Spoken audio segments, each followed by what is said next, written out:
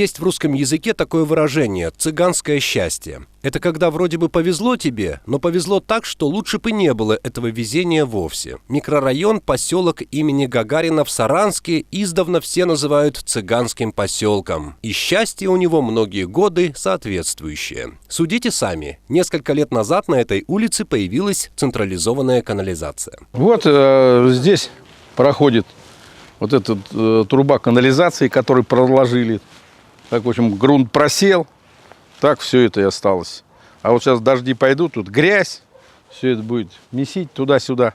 С тех, кто решил подключиться, взяли немалые деньги, по 60 тысяч рублей. А потом подрядчики, проложив трубу, забыли положить на место асфальт. А власти, так сказать, забыли их проконтролировать. В результате жители остались с абсолютно разбитым дорожным покрытием, остались с ямами и грязью. То есть положили, раскопали, должны все это дело восстановить дорогу, но бесполезно.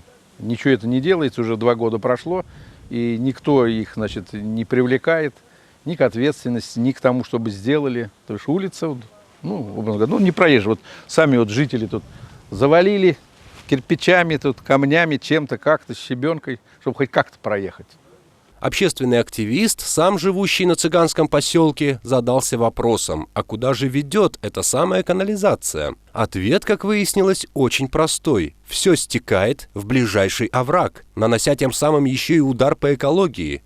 А врезались в эту самую, в канализацию, как бы центральную, значит, запитана была школа и садик, но все это сбрасывается во овраг. Плюс эти все, опять все без очистных, все это пойдет во овраг. И в итоге в речку. Об очистных тут никто и не подумал. Но вот еще привалило счастье поселку. На перекрестке поставили светофор, и он горит. Но всегда только желтым. Как говорится, зимой и летом одним цветом. Он обошелся в миллионы рублей. Что случилось? Вот у нас часто говорят, что у нас не хватает денег. Но я уже не говорю о мегапроектах, куда затратили деньги впустую. Вот даже такой элементарный пример. Вот поставили светофор на поворот на поселок Гагарин, цыганский. Но он не работает, он не выполняет свою функцию, он просто мигает. Но здесь вложен не 1 миллион вот за этот светофор. Для чего? Если его поставили, так сделайте, чтобы он работал. Что, нет профессионалов? Некому заняться? Вот и получается, что это, так сказать, некомпетентность вот этих руководителей, которые занимаются вот этими вопросами. Или вот еще удача. На улицах поселка прямо по обочинам дорог с началом мусорной реформы появилось больше контейнеров для бытовых отходов. Радость? Не думаем.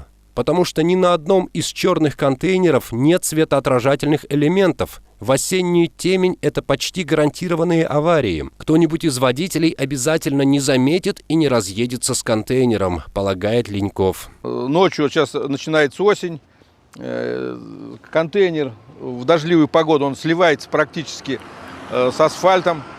Но будут аварии. Почему это никого не интересует? То бишь, это еще раз показывает, что этой проблемой занимаются не профессионалы, которые, будем так говорить, менеджеры, которые просто занимаются сбором денег с населения. А чтобы программу продумать, как она должна быть, значит, этого нет. Почему все это происходит? Почему даже добрые дела оборачиваются для жителей проблемами? Потому что в городе Саранске в последние годы просто нет настоящего хозяина, полагает Леньков. Нет независимых депутатов, нет ответственной перед народом власти, а есть лишь ее имитация.